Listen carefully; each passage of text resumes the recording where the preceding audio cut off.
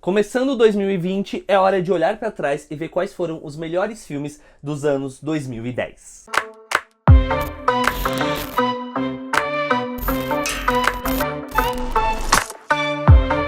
Olá pessoas, eu sou o Arthur e sejam bem-vindos ao Bilheteirama. Antes de eu entrar na lista em si, não se esqueça de deixar um like, que isso ajuda bastante o canal a crescer e chegar a mais pessoas, de se inscrever no canal clicando aqui embaixo e de deixar nos comentários qual é o seu top 5 filmes favoritos que saíram entre 2010 e 2019. Eu vou deixar aqui embaixo na descrição uma playlist com todos os vídeos que estão nessa lista de melhores da década, então se você quiser ver alguma crítica específica sobre algum desses filmes mais aprofundadamente, é só você clicar aqui embaixo. E claro, fica aqui o aviso, essa é a lista baseada nas minhas opiniões, nas minhas escolhas, nos meus critérios. Ela pode não ser a sua lista, e até aí não tem problema. Como eu já disse, é só você deixar nos comentários quais foram os seus filmes favoritos, os melhores filmes pra vocês nessa década que passou.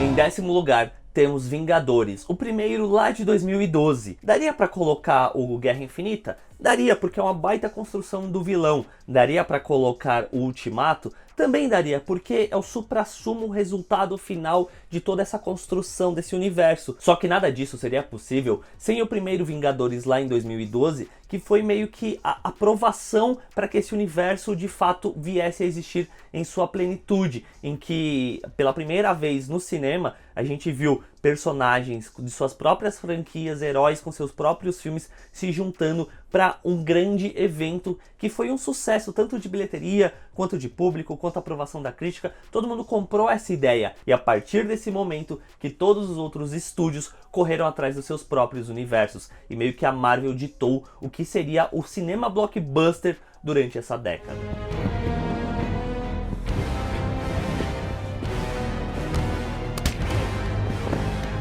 Em nono lugar está A Origem. O Christopher Nolan até então já tinha feito bons filmes. Ele fez Memento, que eu acho que é um grande clássico, mas até que cult, eu não sei se muitas pessoas conhecem. Fez O Cavaleiro das Trevas, que aí sim ele estourou, mas eu sinto que foi com A Origem que ele ganhou de vez os holofotes e a atenção do público, que não necessariamente se importava tanto com quadrinhos assim. Ele conseguiu criar uma história inventiva e um universo particular muito único e muito interessante, justamente de invadir sonhos para roubar ideias, só que dentro da narrativa do filme seria justamente o contrário, de você implantar uma ideia. E a forma como ele faz isso, usando da ação de várias camadas de sonho, onde cada camada tem suas particularidades, ou a forma como o tempo se move, são elementos muito fortes até hoje em dia que marcaram Inception durante essa década toda, sendo que ele saiu lá no comecinho. E uma trilha sonora que ficou marcada também, daquele pão, pão, muito boa, que vários outros filmes tentaram copiar depois, faz com que Inception seja uma das ficções científicas mais pipocas da década.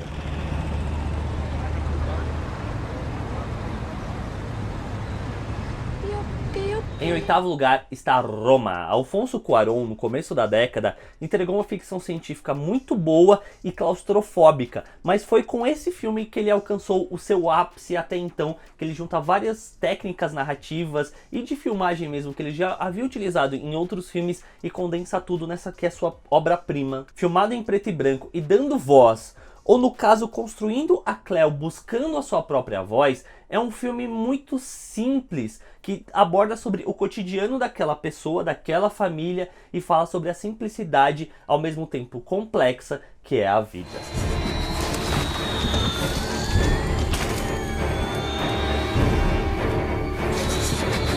Em sétimo lugar está Um Lugar Silencioso.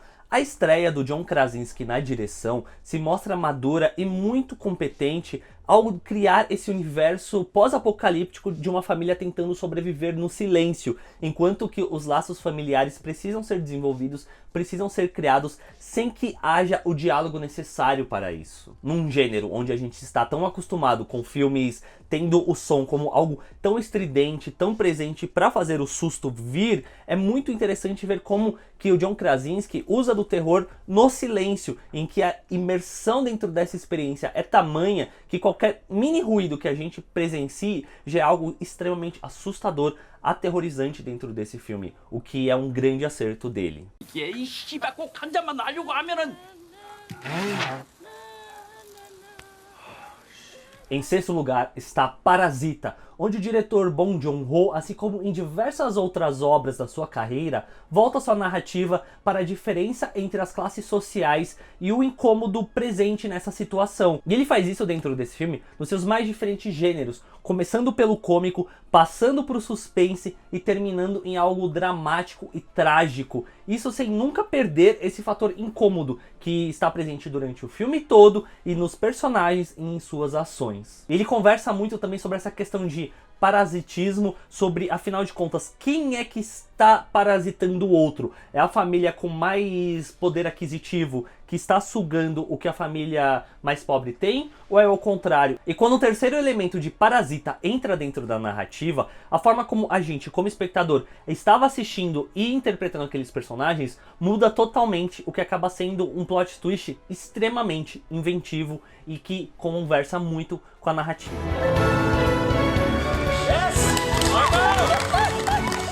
Em quinto lugar está Buscando.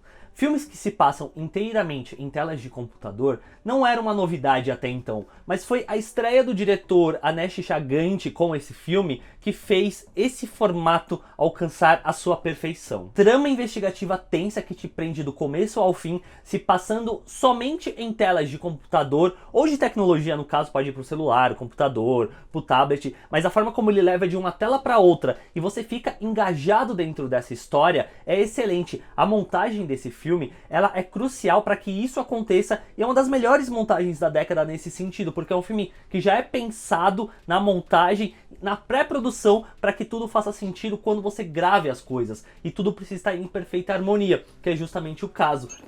Sink into the floor. Wait. Sink.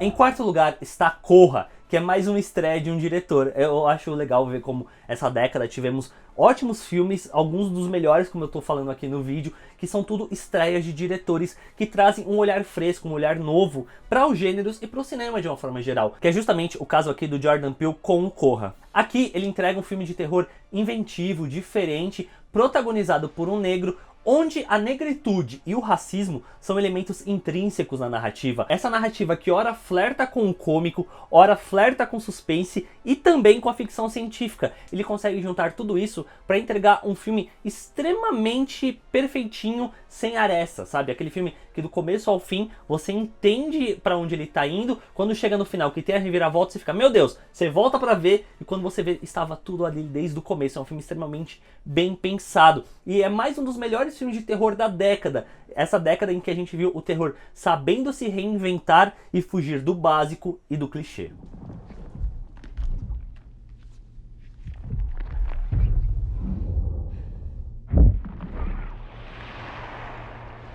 Levando a medalha de bronze está A Chegada. Denis Villeneuve é um dos melhores diretores dessa década que só entregou excelentes filmes. O Suspeitos, que é um filme que eu adoro, ele é lá de 2009, então ele não entra por um pouquinho assim. Mas nessa década de 2010 a 2019, ele entregou Sicário e Blade Runner 2049, sendo que esse último está na lista, mas bem lá mais pra cima, e foi com A Chegada que eu sinto que olharam pro Villeneuve e falaram, olha, dá o Blade Runner pra ele que ele vai saber o que vai fazer. Mas é com A Chegada que ele alcança o seu melhor, entrega a melhor ficção científica da década, falando de um roteiro complexo e linguístico, justamente para analisar a humanidade e a falta de diálogo dela, que é algo que continua com o passar dos anos sendo extremamente presente e a mensagem do filme ficando cada vez mais forte. Além de contar com a Amy Adams maravilhosa dentro desse filme, o roteiro, a forma como ele começa e como ele termina, faz um círculo muito bem feito, que quando você assiste de novo, você vê, assim como o Corra, que tudo estava ali e tudo tem um propósito e um sentido para acontecer, mas sem sombra de dúvida é o filme da Amy Adams e muito me dói o coração dela não ter ganho o Oscar por conta de A Chegada. That's all it is, Miles. A leap of faith.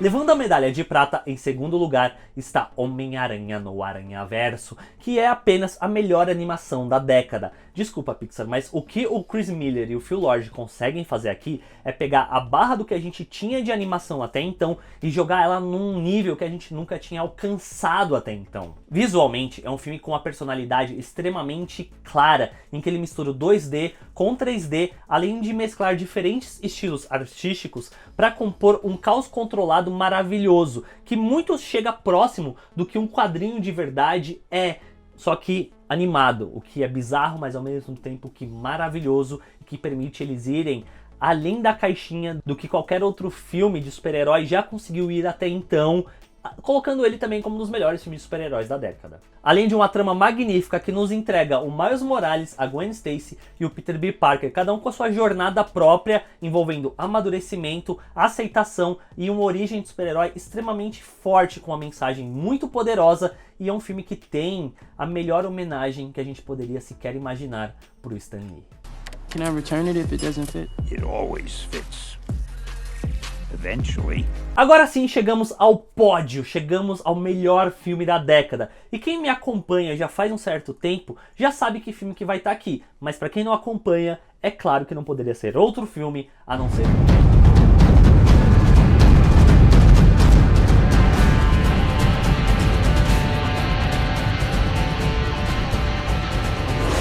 George Miller mostrou como elevar o cinema quanto à arte ao entregar um filme de ação que é impossível, pensando em termos de como esse filme conseguiu sair do papel, toda a jornada de, tipo, ele queria fazer esse filme há mais de 2 décadas, mais ou menos, e nunca consegui. Ele queria filmar no deserto, aí o deserto choveu, e aí o deserto criou vida, mas aí ele conseguiu fazer, e é um filme de ação que é imparável, que é espetacular visualmente também, onde ele fugiu da estética de filmes pós-apocalípticos desaturados, com cores acinzentadas, que ele mesmo ajudou a consagrar décadas atrás com seus outros Mad Max, e desde então foi replicado à exaustão por todo mundo. Aqui não, ele cria um filme pós-apocalíptico extremamente pulsante visualmente e muito colorido, mas não menos opressor. E mesmo assim, há uma história a ser contada nas entrelinhas, no cenário, nos poucos diálogos sobre o fim do mundo, sobre como esse novo mundo é opressor e machista, e sobre uma luta por uma sobrevivência e uma resistência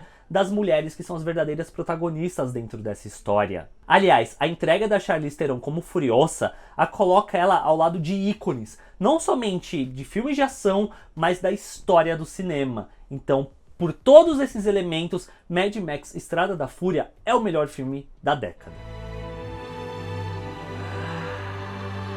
E é isso, pessoas, esse é meu vídeo comentando sobre os melhores filmes da década. Pra mim, você concorda, discorda? Qual é o seu top 5 melhores filmes? Deixa aqui embaixo que eu quero saber. Não se esqueça de se inscrever no canal clicando na bolinha aqui do ladinho para não perder nenhum dos próximos vídeos. Clica no sininho para receber as notificações de quando esses vídeos saírem. E deixa um like, que isso ajuda bastante o canal a crescer e ficar cada vez melhor. Beleza, gente? Até o próximo vídeo.